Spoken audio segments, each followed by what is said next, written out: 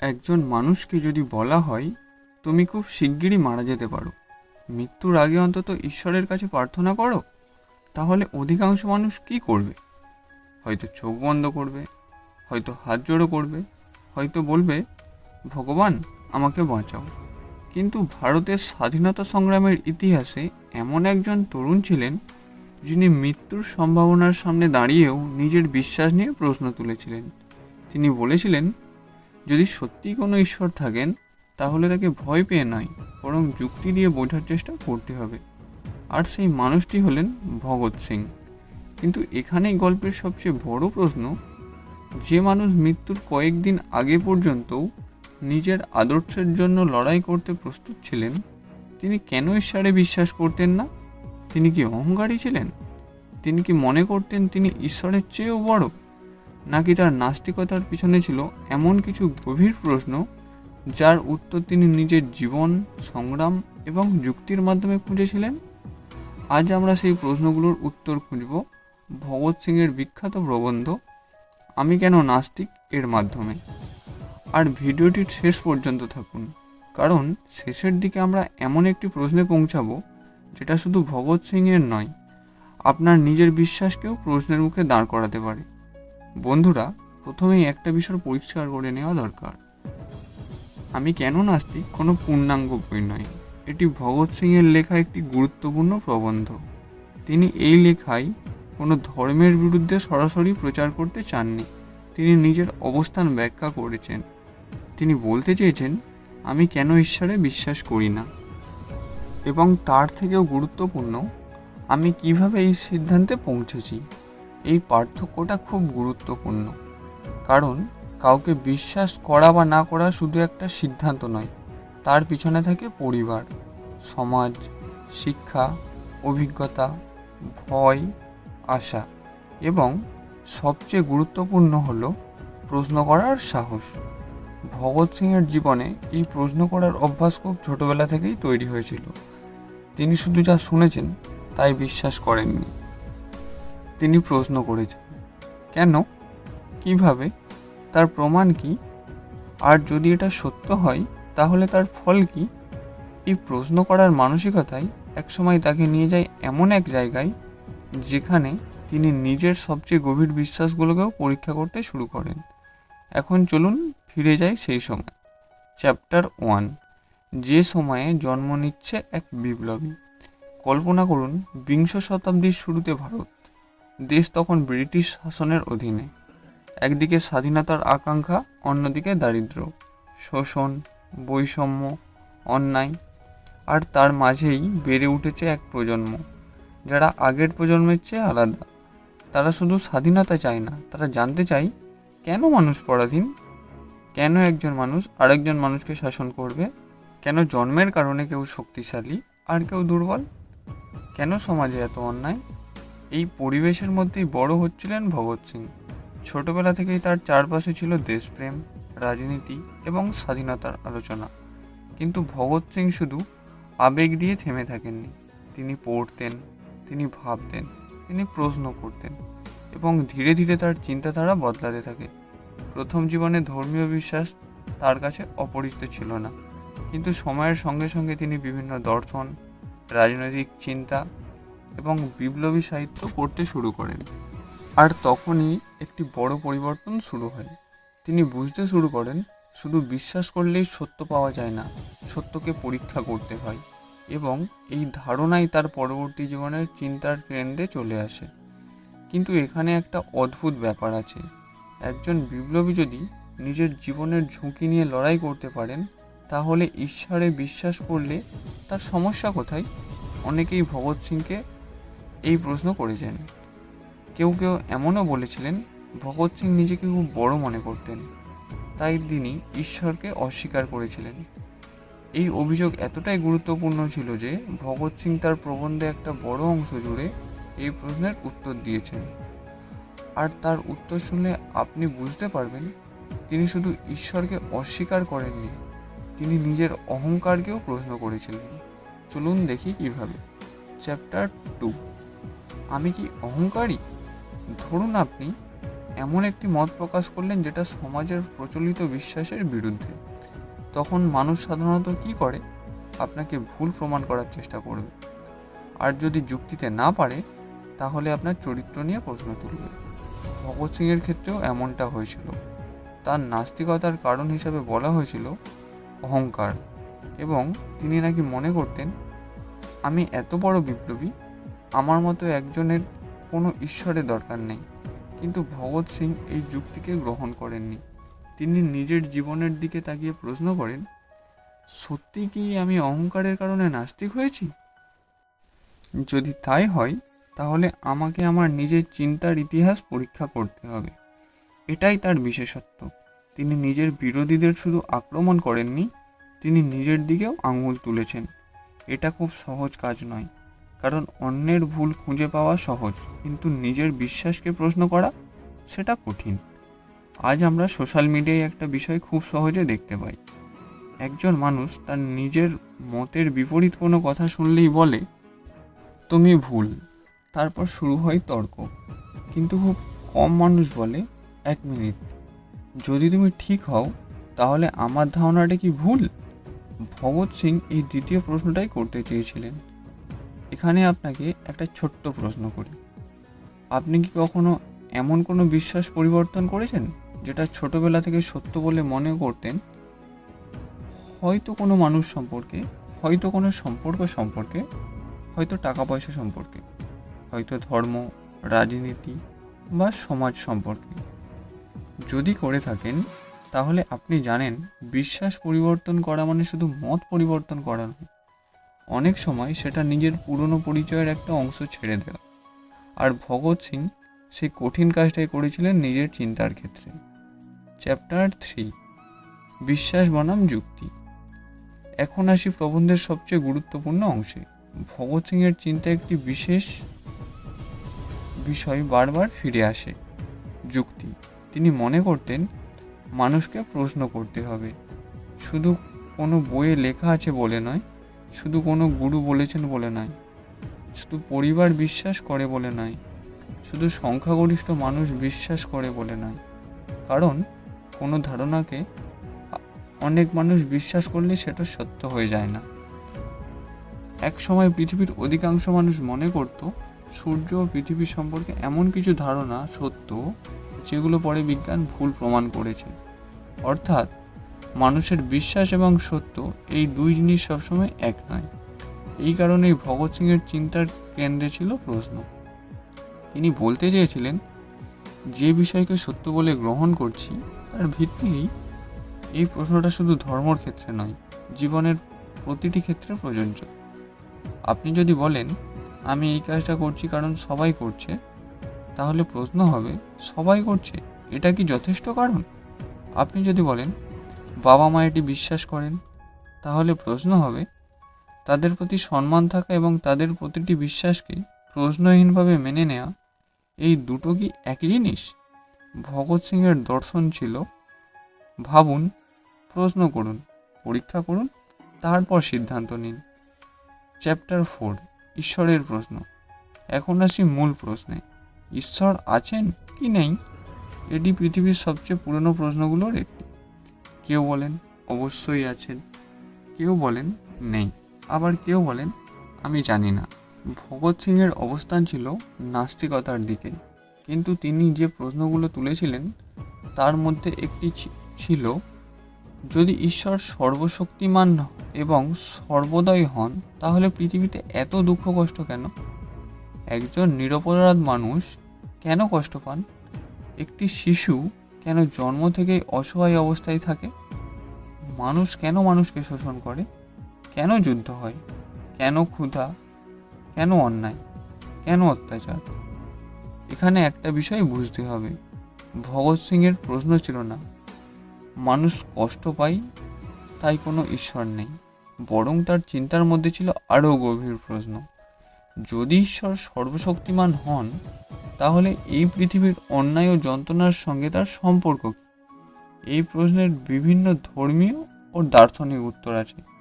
কেউ বলেন কর্মফল, কেউ বলেন মানুষের স্বাধীন ইচ্ছা, কেউ বলেন দুঃখ মানুষের পরীক্ষার অংশ, কেউ বলেন ঈশ্বরের পরিকল্পনা মানুষের বোধগম্যের বাইরে। কিন্তু ভগৎ সিং এইসব প্রশ্নকে যুক্তির মাধ্যমে বিচার করতে চেয়েছিলেন। এখানেই গল্প ঘুরে যায়। কিন্তু এখানেই গল্প শেষ নয়, কারণ ভগৎ সিংয়ের সামনে সবচেয়ে বড় পরীক্ষা ছিল ঈশ্বর নিয়ে বিতর্ক নয়, মৃত্যু। একজন মানুষ যতক্ষণ নিরাপদে আছেন ততক্ষণ তার দর্শন নিয়ে কথা বলা সহজ, কিন্তু যখন মৃত্যুর ছায়া সামনে দাঁড়িয়ে থাকে তখন বিশ্বাসের আসল পরীক্ষা হয়।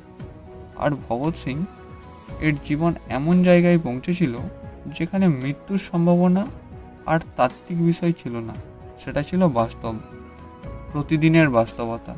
তখন প্রশ্ন হলো, যদি মৃত্যুর মুহূর্তে তিনি ভয় পান, যদি তিনি ঈশ্বরের কাছে ফিরে যেতে চান, তাহলে তার নাস্তিকতা কি ভেঙে পড়বে? এই প্রশ্নের উত্তরই তার লেখাকে এত শক্তিশালী করে তোলে। চ্যাপ্টার 5, মৃত্যুর সামনে দাঁড়িয়ে। ভাবুন, আপনি জানেন আপনার জীবনের সময় সীমিত। আপনি জানেন যে যে কোনো মুহূর্তে সব শেষ হয়ে যেতে পারে। আপনার সামনে দুটো পথ। প্রথম পথ, আপনি বললেন, হয়তো আমি ভুল ছিলাম, শেষ মুহূর্তে ঈশ্বরকেই ডাকি। দ্বিতীয় পথ, আপনি বললেন, আমি যে বিশ্বাসে পৌঁছেছি তার দায়িত্ব আমি নেব। মৃত্যুর ভয় আমাকে আমার চিন্তা বদলাতে বাধ্য করবে না। ভগৎ সিং দ্বিতীয় পথের কাছাকাছি ছিলেন। এখানেই তার নাস্তিকতার একটি গুরুত্বপূর্ণ দিক সামনে আসে। তিনি শুধু বলেননি ঈশ্বর নেই, তিনি প্রশ্ন করেছিলেন, আমি কেন ঈশ্বরে বিশ্বাস করব? এই দুটো বাক্যের মধ্যে পার্থক্য বিশাল। প্রথমটি একটি দাবি, দ্বিতীয়টি একটি অনুসন্ধান। আর অনুসন্ধানী মনই ছিল ভগৎ সিংয়ের চিন্তার মূল শক্তি। চ্যাপ্টার 6, প্রার্থনা কি ভয়ের ফল?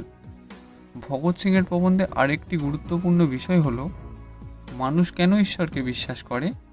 তিনি মনে করতেন মানুষের বিশ্বাসের পিছনে অনেক সময় ভয় কাজ করে।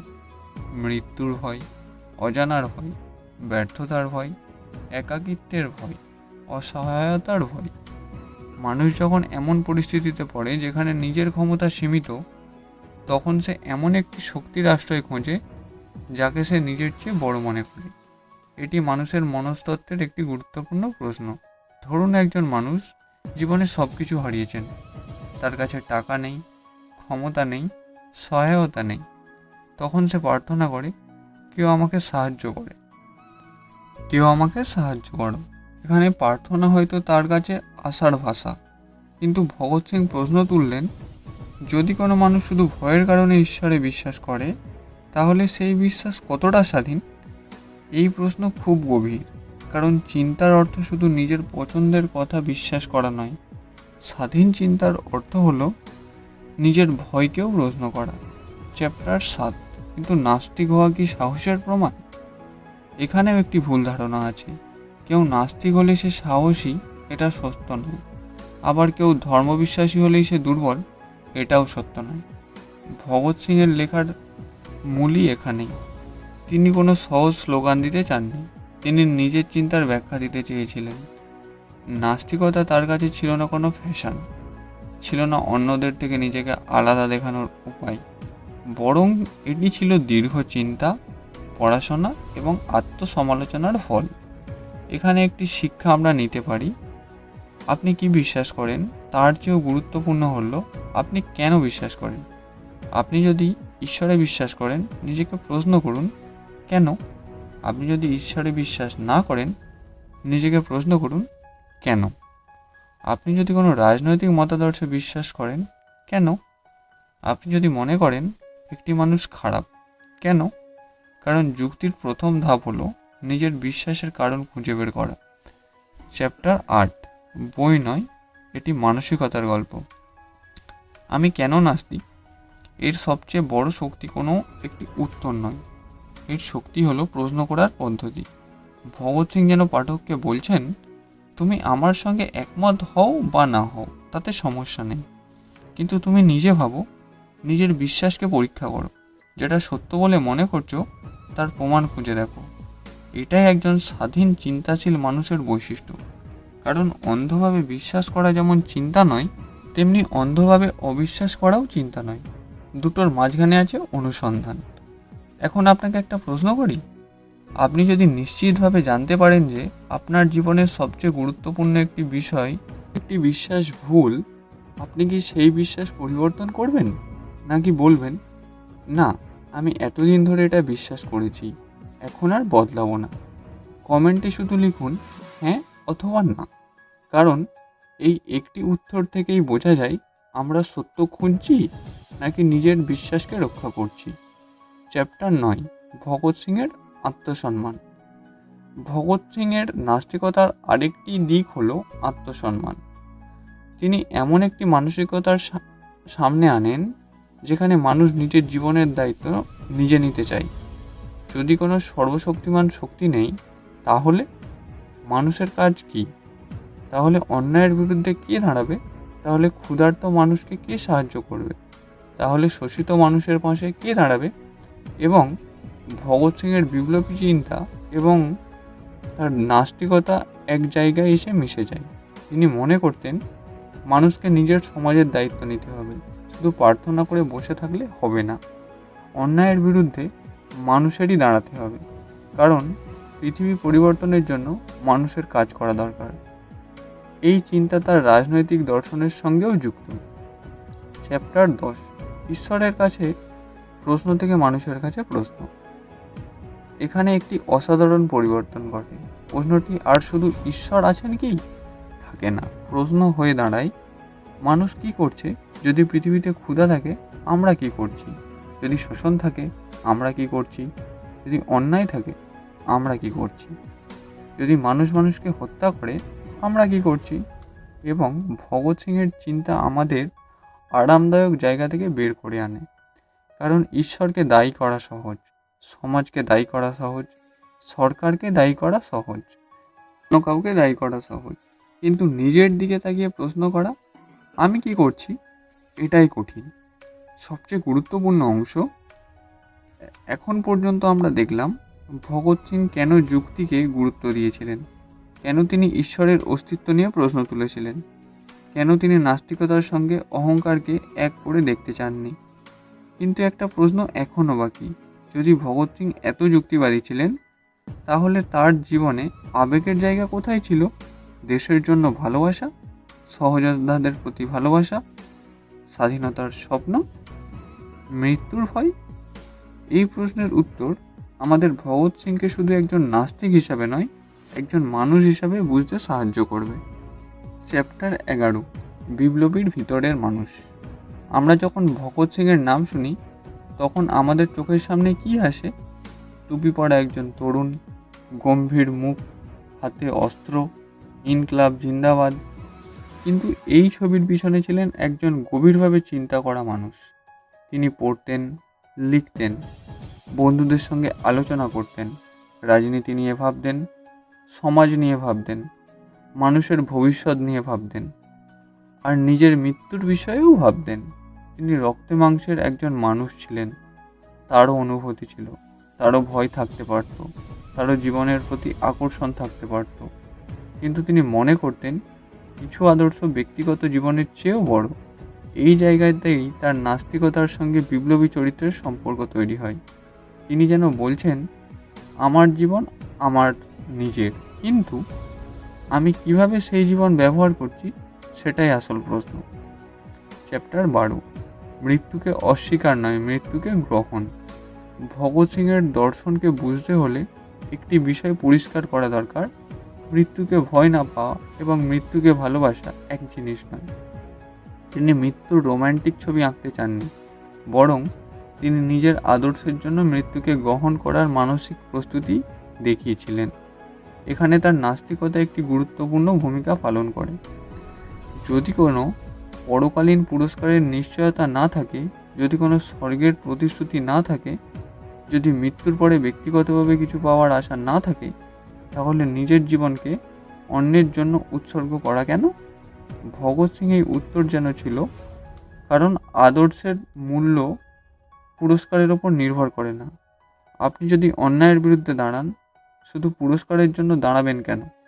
আপনি যদি স্বাধীনতা চান, শুধু নিজের জন্য চান কেন? আপনি যদি মানুষের ভালো চান, তার বিনিময়ে স্বর্গের টিকিট চাইতেই হবে কেন? এখানেই তার চিন্তা এক নূতন মাত্রা পায়। চ্যাপ্টার 13, যুক্তি কি সব প্রশ্নের উত্তর দিতে পারে? এখন আসি একটি গুরুত্বপূর্ণ সমালোচনায়। কেউ বলতে পারেন, সব কিছু কি যুক্তি দিয়ে বোঝা সম্ভব? মানুষের জীবনে ভালোবাসা আছে, শোক আছে, সৌন্দর্য আছে, আধ্যাত্মিক অভিজ্ঞতা আছে, বিশ্বাস আছে, অনুভূতি আছে। তাহলে কি যুক্তি সব কিছুকে ব্যাখ্যা করতে পারবে? এই প্রশ্নের সহজ উত্তর নেই। কিন্তু ভগৎ সিংয়ের লেখার একটি গুরুত্বপূর্ণ শিক্ষা হলো, কোনো বিশ্বাসকে শুধু বিশ্বাস বলেই সত্য ধরে নেওয়া উচিত নয়। প্রশ্ন করা উচিত, পরীক্ষা করা উচিত, আলোচনা করা উচিত এবং নিজের ভুল হওয়ার সম্ভাবনাও মেনে নেওয়া উচিত। এটাই বুদ্ধিবৃত্তিক সততা। চ্যাপ্টার 14, আজকের পৃথিবীতে ভগৎ সিংয়ের প্রাসঙ্গিকতা। এখন প্রশ্ন, প্রায় 1 শতাব্দী আগে লেখা একটি প্রবন্ধ আজ আমাদের কেন পড়তে হবে? কারণ পৃথিবী বদলেছে, কিন্তু মানুষের একটি সমস্যা বদলায়নি। আমরা এখনও নিজের বিশ্বাসকে সত্য মনে করি এবং অন্যের বিশ্বাসকে ভুল মনে করি। সোশ্যাল মিডিয়ায় দেখুন, একজন মানুষ একটি রাজনৈতিক পোস্ট শেয়ার করলো, অন্যজন কমেন্ট করলো, তুমি কিছুই বোঝো না। তারপর তর্ক, তারপর অপমান, তারপর ব্লক। কিন্তু কেউ কি জিজ্ঞাসা করে, তুমি এই ধারণায় পৌঁছালে কিভাবে? এই প্রশ্নটাই ভগৎ সিংয়ের চিন্তার সঙ্গে আমাদের আজকের পৃথিবীর সংযোগ তৈরি করে। আজ তথ্য আমাদের হাতে আগের যে কোনো সময়ের চেয়ে বেশি, কিন্তু তথ্য বেশি মানেই চিন্তা বেশি নয়, বরং ভুল তথ্যও বেশি, প্রচার বেশি, অর্ধসত্য বেশি, গুজব বেশি। তাই আজ যুক্তিবাদী হওয়া আরও গুরুত্বপূর্ণ। চ্যাপ্টার 15, অন্ধবিশ্বাস বনাম অন্ধ অবিশ্বাস। এখানেই একটা বিষয় খুব গুরুত্বপূর্ণ। যদি কেউ এই ভিডিও দেখে বলে ভগৎ সিং নাস্তিক ছিলেন, তাই আমিও নাস্তিক হব, তাহলে সে ভগৎ সিংয়ের শিক্ষা ঠিক মতো বুঝলো না। কারণ ভগৎ সিংয়ের মূল শিক্ষা ছিল না আমাকে অনুসরণ করো, বরং ছিল নিজে চিন্তা করো। আপনি ঈশ্বরে বিশ্বাস করতে পারেন, আপনি নাস্তিক হতে পারেন, আপনি অজ্ঞেয়বাদী হতে পারেন, কিন্তু আপনার বিশ্বাসের ভিত্তি কী? এই প্রশ্নটাই গুরুত্বপূর্ণ। কারণ অন্ধবিশ্বাস যেমন বিপজ্জনক, অন্ধ অবিশ্বাসও তেমন চিন্তাহীন। চ্যাপ্টার 16, ভগৎ সিংয়ের সবচেয়ে বড় শিক্ষা। তাহলে আমি কেন নাস্তিক? এর সবচেয়ে বড় শিক্ষা কি? আমার মতে নিজের বিশ্বাসকে প্রশ্ন করার সাহস। আমরা সবাই কোনো না কোনো বিশ্বাস নিয়ে জন্মাই। পরিবার থেকে পাই, সমাজ থেকে পাই, সংস্কৃতি থেকে পাই, শিক্ষা থেকে পাই, বন্ধুদের কাছ থেকে পাই। তারপর সেই বিশ্বাসগুলোকে নিজের পরিচয়ের অংশ বানিয়ে ফেলি। কেউ যদি সেই বিশ্বাসকে প্রশ্ন করে, আমরা মনে করি সে আমাদের আক্রমণ করছে। কিন্তু সত্যিকারের চিন্তাশীল মানুষ জানে, বিশ্বাসকে প্রশ্ন করা মানে মানুষকে আক্রমণ করা নয়, বরং বিশ্বাসকে শক্তিশালী করা। একটি উপায় হলো তাকে প্রশ্ন করা। যে বিশ্বাস প্রশ্ন সহ্য করতে পারে না, সে কতটা শক্তিশালী? এখন কয়েক মুহূর্তের জন্য সব রাজনীতি, সব দর্শন, সব তর্ক সরিয়ে রাখুন। শুধু একজন তরুণকে কল্পনা করুন। তার সামনে অনিশ্চিত ভবিষ্যৎ। তার বয়স খুব বেশি নয়। তার সামনে ছিল জীবনের অসংখ্য সম্ভাবনা। হয়তো সে আরও পড়তে পারত, হয়তো আরও লিখতে পারত, হয়তো ভালোবাসতে পারত, হয়তো পরিবার করতে পারত, হয়তো দীর্ঘজীবন বাঁচতে পারত। কিন্তু ইতিহাস তাকে অন্য একটি পথে নিয়ে গেল। সে জানতো তার জীবন হয়তো খুব বেশি দীর্ঘ নয়। তবুও সে নিজের চিন্তা লিখে গেল, নিজের বিশ্বাস ব্যাখ্যা করে গেল এবং বলল, আমি শুধু চাই না তুমি আমার কথা বিশ্বাস করো, আমি চাই তুমি চিন্তা করো।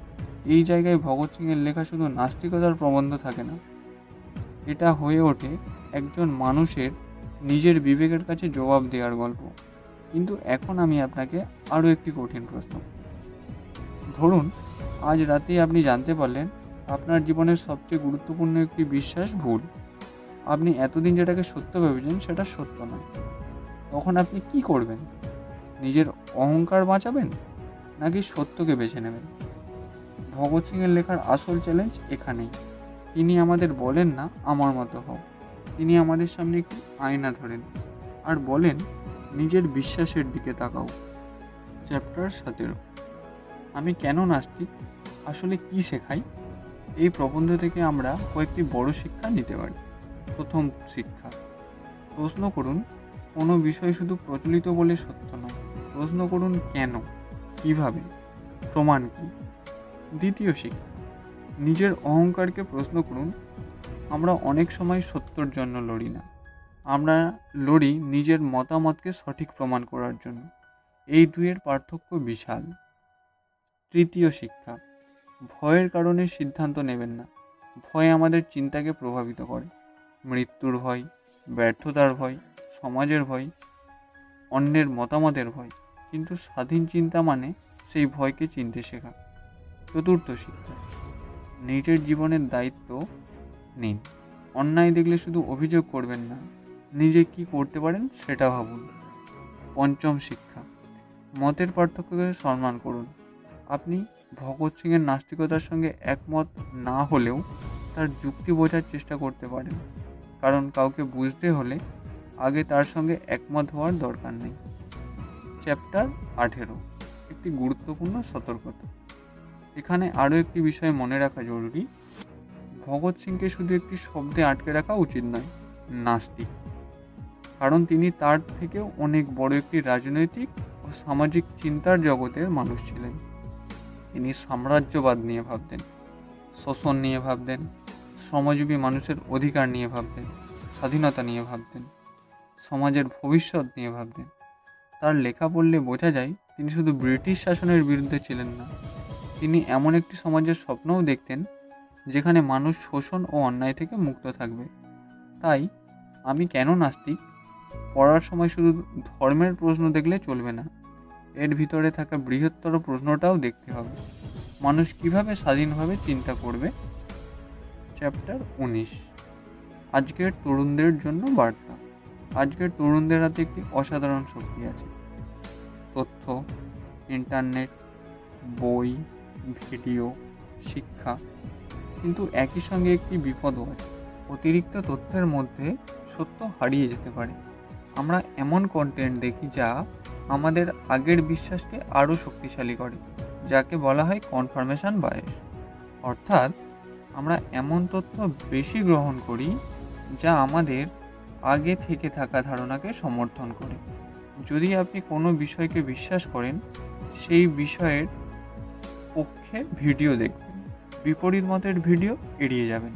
তারপর মনে হবে সবাই তো আপনার মতোই ভাবছে, কিন্তু সত্যিই কি তাই? ভগৎ সিংয়ের চিন্তার সবচেয়ে আধুনিক শিক্ষা এখানেই। নিজের মতের বিরুদ্ধে যুক্তিও শুনুন, কারণ সত্য যদি সত্যি আপনার পক্ষে থাকে তাহলে প্রশ্নকে ভয় পাওয়ার কথা নয়। তাহলে আবার ফিরে আসি শুরুতে। প্রশ্ন ছিল, ভগৎ সিং কেন নাস্তিক ছিলেন? কারণ তিনি শুধু সমাজের প্রচলিত বিশ্বাস মেনে নিতে চাননি, তিনি প্রশ্ন করেছিলেন, তিনি পড়েছিলেন, তিনি চিন্তা করেছিলেন, তিনি নিজের বিশ্বাসকে পরীক্ষা করেছিলেন। তিনি ঈশ্বরের অস্তিত্ব, মানুষের দুঃখ কষ্ট, বিশ্বাসের মনস্তত্ত্ব এবং মৃত্যুর সামনে মানুষের অবস্থান নিয়ে ভাবতেন। তার নাস্তিকতা ছিল তার কাছে চিন্তার স্বাধীনতার একটি অংশ। কিন্তু তার লেখার সবচেয়ে গুরুত্বপূর্ণ বার্তা শুধু ঈশ্বর আছেন কি নেই এটা নয়, বরং তুমি কেন যা বিশ্বাস করো তা বিশ্বাস করো। এই প্রশ্নটাই আসল। হয়তো আপনি ঈশ্বরে বিশ্বাস করেন, হয়তো করেন না, হয়তো আপনি নিশ্চিত নন। কিন্তু আজকের ভিডিও শেষ করার আগে নিজের কাছে একটু প্রশ্ন করুন, আমি যে বিশ্বাসগুলো নিয়ে জীবন কাটাচ্ছি সেইগুলো কতগুলো সত্যি আমার নিজের চিন্তা, কতগুলো পরিবার থেকে এসেছে, কতগুলো সমাজ থেকে এসেছে, কতগুলো ভয় থেকে এসেছে, কতগুলো অভিজ্ঞতা থেকে এসেছে, আর কতগুলো আমি নিজে পরীক্ষা করেছি। কারণ বিশ্বাস করা সহজ, অবিশ্বাস করাও সহজ, কিন্তু প্রশ্ন করা কঠিন। আর সত্যিকারের স্বাধীন মানুষ সেই যে প্রশ্ন করতে ভয় পায় না। ভগৎ সিংয়ের আমি কেন নাস্তিক আমাদের ঠিক সেই সাহসটাই শেখায়। তিনি আমাদের বলেন না যে সবাইকে তার মতো ভাবতে হবে, তিনি যেন শুধু বলেন নিজের মস্তিষ্ককে অন্যের হাতে তুলে দিও না, নিজে পড়ো, নিজে ভাবো, নিজে প্রশ্ন করো, আর সত্য যেদিকে নিয়ে যাবে সেই দিকেই যাও। কারণ একজন বিপ্লবী শুধু বন্দুক হাতে বিপ্লব করে না, কখনো কখনো একটি প্রশ্ন বিপ্লব শুরু করতে পারে। আমাদের কাছে প্রশ্ন, ভগৎ সিংয়ের নাস্তিকতার সঙ্গে আপনি একমত নাকি দ্বিমত? কমেন্টে লিখুন আপনার মতামত। তবে শুধু হ্যাঁ বা নাই লিখবেন না, কেন একমত বা কেন দ্বিমত সেটা যুক্তি দিয়ে লিখুন। কারণ মতের পার্থক্য সমস্যা না, সমস্যা হলো যুক্তি ছাড়া নিজের মতকে সত্য মনে করা। ভিডিওটি ভালো লাগলে লাইক করুন, চ্যানেলটি সাবস্ক্রাইব করুন এবং এমন আরও বই, দর্শন ও ইতিহাসের গল্প শুনতে আমাদের সঙ্গে থাকুন। পরের ভিডিওতে দেখা হবে। ততদিন পর্যন্ত পড়ুন, ভাবুন, প্রশ্ন করুন, কারণ একটি প্রশ্ন কখনো কখনো একটি পুরো জীবন বদলে দিতে পারে।